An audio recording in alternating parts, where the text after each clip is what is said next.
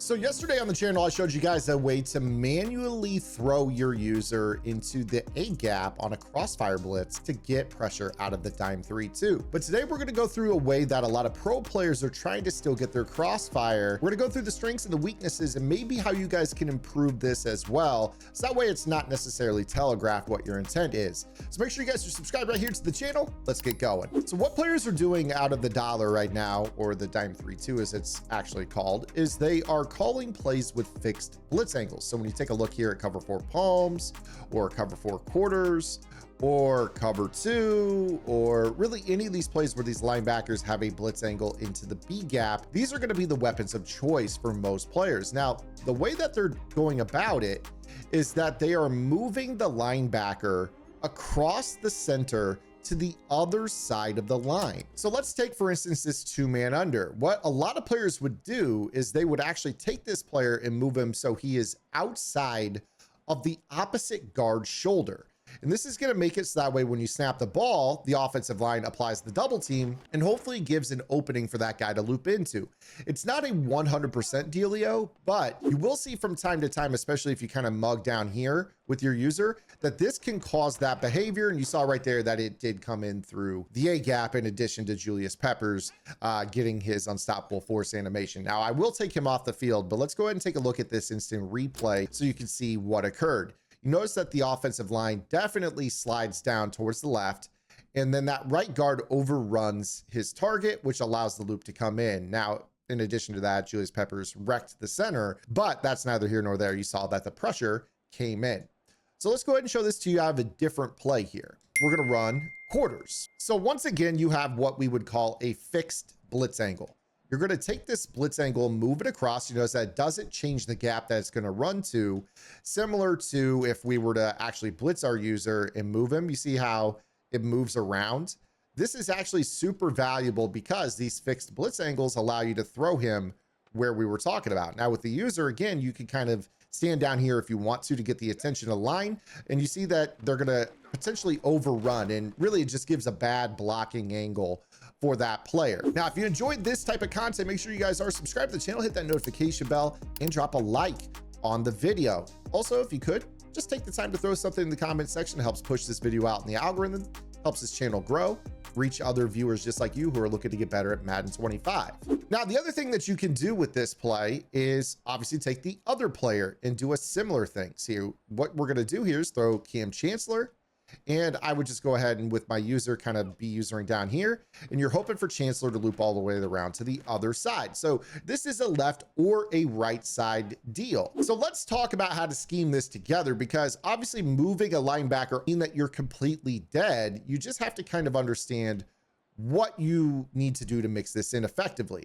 So what I'm going to do here is I'm going to show you Tampa 2. And the reason that I would show you Tampa 2 is that if we were to take a look at the play edge blitz, typically edge blitz is a left side loop. Now, of course, you could run edge blitz as a right side loop as well.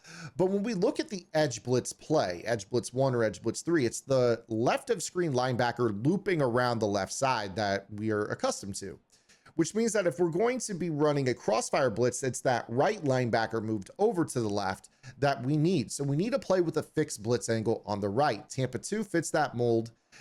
You obviously don't have a whole heck of a lot else out of that, unless you wanted to call the 3-2 defense, for instance, normal. You could have palms with the fixed right blitz angle. You could have cover 6 Willie, cover 3 Buzz match, you know, all these other plays, for instance. So, but when you run the formation flipped, you obviously want to be focused on your Tampa 2 or your 2-man under. So I'm going to go ahead and call Tampa 2, and we're going to show you guys how to scheme together this particular defense. So we already know that if you throw this guy over here, that this gives you the possibility for that looping, you know, A gap pressure that can come in fairly well. It has a chance to come in free.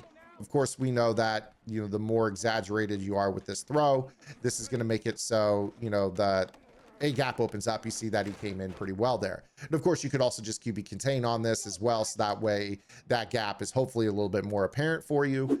That's really the ultimate goal right there. So again, it's not a bad defense at all, even with the contain. But like we said, when somebody does this, they're going to know what's going on. So what I want you to do is I want you to get accustomed to moving this player over to scare your opponent, because the complementary blitz that's going to feast off of this is going to be the edge blitz. So as we know, that edge blitz meta loops around that other side.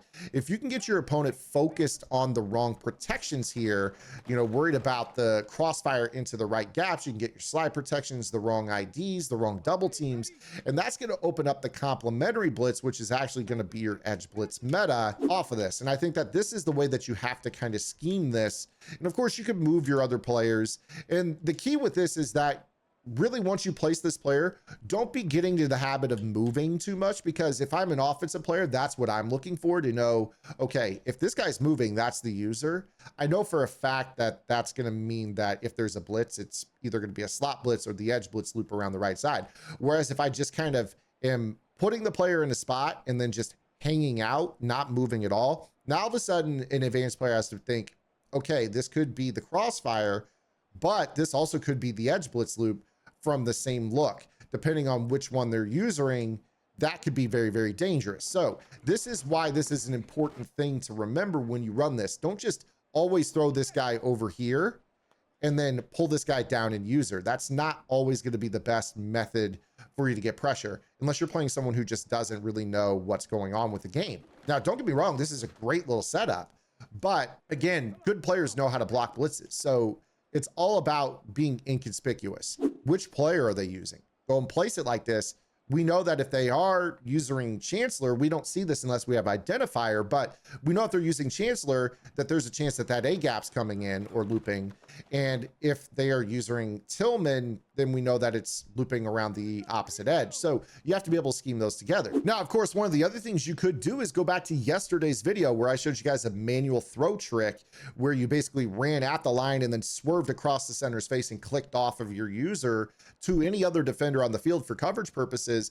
And you could mix that video in with today's video as well. But I just want to show you guys this, you know, methodology a lot of players are using. I think that this is something that obviously can be very, very powerful for you guys. It can create a lot of interesting sheds. Right there, you saw the A gap come in through the nose tackle position. This is the way a lot of players are starting to get pressure with the crossfire post patch out of the Dime 3-2. I hope you guys enjoyed today's video. If you did, make sure you check out gridirongameplans.gg, my strategy website. I'll see you guys tomorrow. Until then, this is Zan. Get the lab and good luck.